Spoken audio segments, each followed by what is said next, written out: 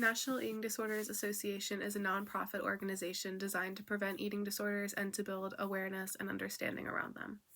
Personally, I have been affected by eating disorders along with one of my best friends who's been in and out of treatment facilities for about 4 years now. Eating disorders have the highest mortality rate out of any other mental illness. Only 30 to 40% of people fully recover from anorexia in their lifetime. 5 to 10% of people with anorexia die within 10 years of contracting the disease, and 18 to 20% of people die within 20 years of contracting the disease. And I found those statistics from South Carolina Department of Mental Health. A few common eating disorders include anorexia, which I mentioned. Anorexia involves restricting food intake and can look like overexercising and avoiding eating. A common misconception about anorexia is that people that have it are underweight, and that's not the same for everyone because eating disorders always look different. Binge eating disorder is another common one, and binge episodes occur when you feel uncontrollable and you eat to the point where you're uncomfortable.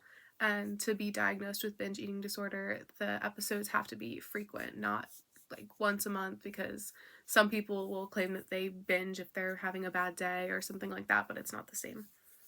Another that is somewhat similar to binge eating disorder is bulimia, and bulimia involves binge episodes followed by compensating in some way, shape, or form, like overusing laxatives or making yourself throw up or overexercising.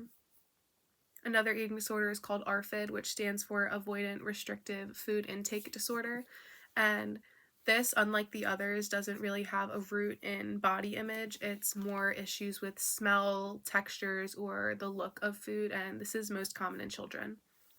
Pica is another eating disorder, which is people have cravings for things that aren't food. Like a common one is chalk, and I know that this is also common in children.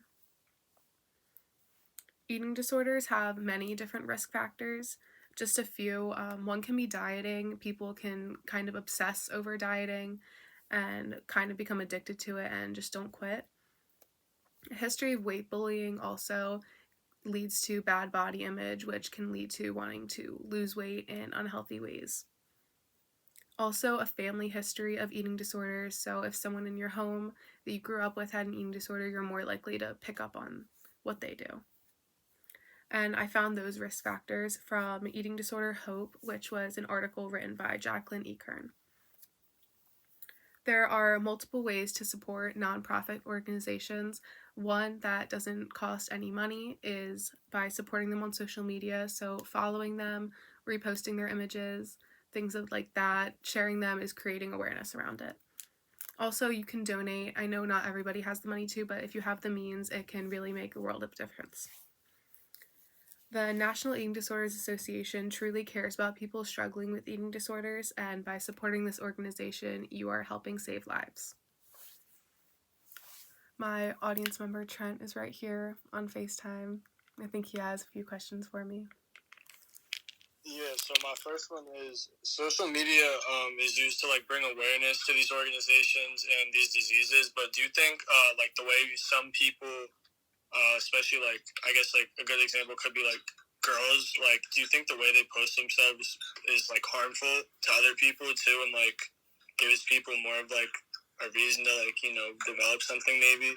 I think most of the time I don't think that it's that person's fault if they're just posting pictures of themselves and other girls want to look like them, but something that I have come across is from my best friend being in treatment. She's been surrounded by people with eating disorders, and eating disorders are very competitive, and one girl that my friend was in treatment with, she would post like very detailed things about her recovery, that things that you really shouldn't share. Like she would post her vitals and post what she was at her lowest weight, and things like that is definitely like it's intentionally trying to trigger people, but I don't think that's always the case. But like people just posting in a bathing suit, I think most of the time probably aren't, you know, trying to harm anybody, but not it's not necessarily their fault how people will take it, but it's important to be mindful of that.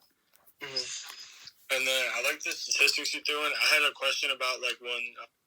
didn't hear. Mm-hmm. Like, do you know, like, the population of people that are, like, affected by eating disorders, like, that are diagnosed with them, like, in the United States or just, like, in the world?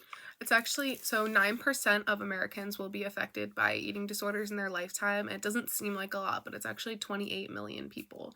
And that's not just anorexia or bulimia, that's all kinds of eating disorders. So, yeah.